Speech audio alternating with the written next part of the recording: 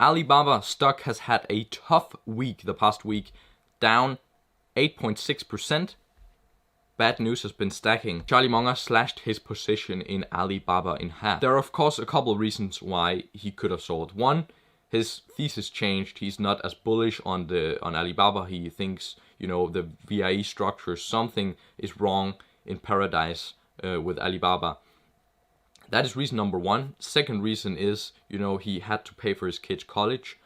Pretty unlikely, that one. The third, which is the most likely, is tax loss harvesting. His portfolio has performed, the Daily Journal Corp's portfolio has performed incredibly well over the past couple of years.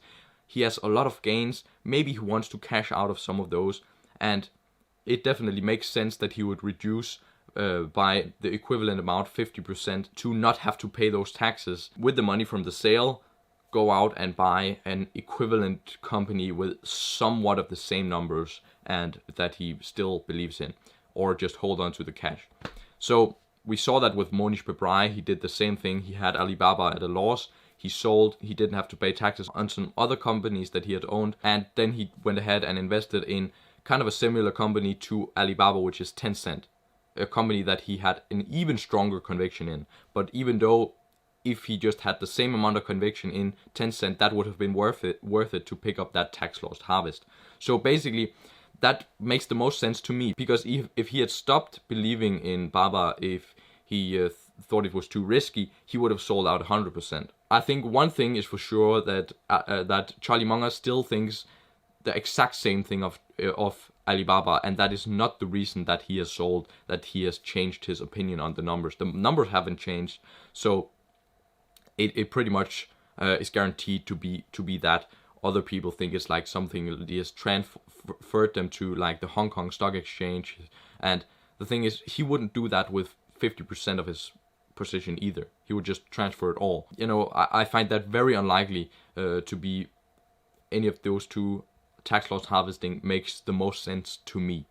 So still, it is 15% of his portfolio, still 32 million in the company. He's still as bullish as ever, and it still makes up a huge chunk of his 5-stock portfolio. That was just what I wanted to cover on Charlie here. Then I want to go into the fundamentals here. We all know, $250 billion company, 24.8 times price to earnings at the moment. The 5-year price to earnings ratio has been 15.3.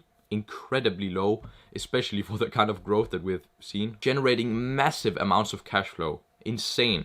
So what I really want to cover today is not the numbers, because I'll link a video up here where I go into depth on the numbers and analyzing it, but the profit margin has been squeezed tremendously.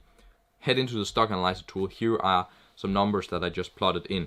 So these are pretty much the numbers that I used the last time. These are close to the price targets that I got in the last video. Actually, they were a little bit higher. I went with a little bit higher margins because I thought that the margins were going to expand beyond the 5-year average as they expand more into the cloud business, which is a higher margin business.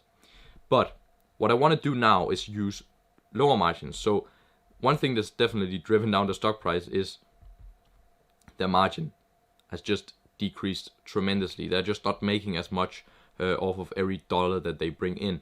So the past year, the profit margin has been around 8%. Let's use that as the low, because that has been squeezed tremendously. Even if they stay at the current profit margin, then over time, this is over the next 10 years, that this is very, very likely with a tiny bit of an increase because of the higher margins in the cloud business. But these are definitely low margins. So they pretty much half of what they've done, under half of what they've done the past 5 years in average. For these, I'm going also incredibly low.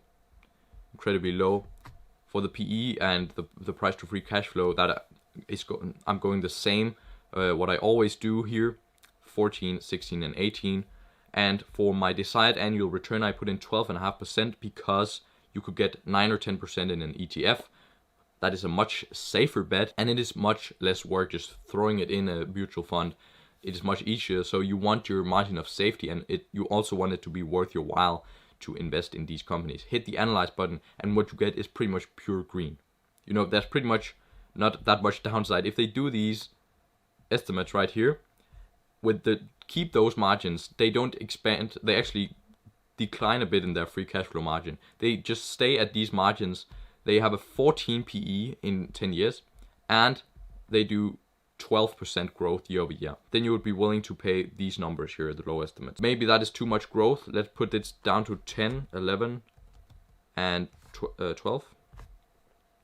Same thing. So my thesis haven't changed with the numbers, even though I use less profit margin. Of course, the upside potential with the lower profit margin is significantly lower. My high estimate is like 150, 200 with these very, very, very conservative estimates, both for revenue and profit margins. This just means that no matter what, basically, if they do the worst that I could possibly imagine them doing, it's still a like 50% gain for me. So that is just why my thesis haven't changed overall. The numbers look the same. You know, we still have this incredible, these value indicators incredibly green. The 5-year PE is much less than 22.5. Their return on invested capital is 10.5, greater than 9%. Their revenue growth is tremendous.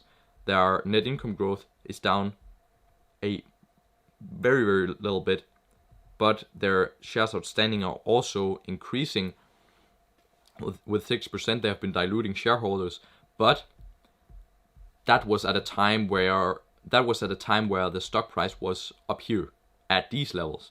The stock price is down here. They could not dream to dilute shareholders. They don't need the money. They have incredible financial strength right now, so they could not dream to sell these undervalued shares to their shareholders. That would be the most dumb thing to do. Plus, you know, look at this. They just announced that they are going to, instead of buying back 15 billion worth of shares, they're going to buy back $25 billion worth of shares. So buying back $25 billion worth of shares, that's like 9% of the market cap, at these low prices where the company is so undervalued. We just saw that with the stock analyzer tool. That really does impact your ownership stake as a shareholder. That increases your ownership stake in the company. Could be the drop of water in the glass that makes it spill over.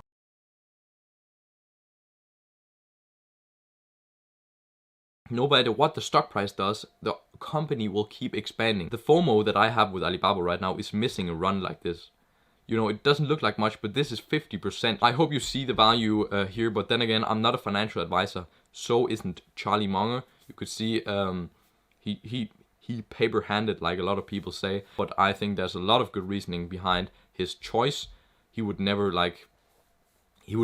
that. With that said, I hope you have a great rest of your day. Make sure to like and subscribe and follow along for the series. Lots of videos coming out on Alibaba.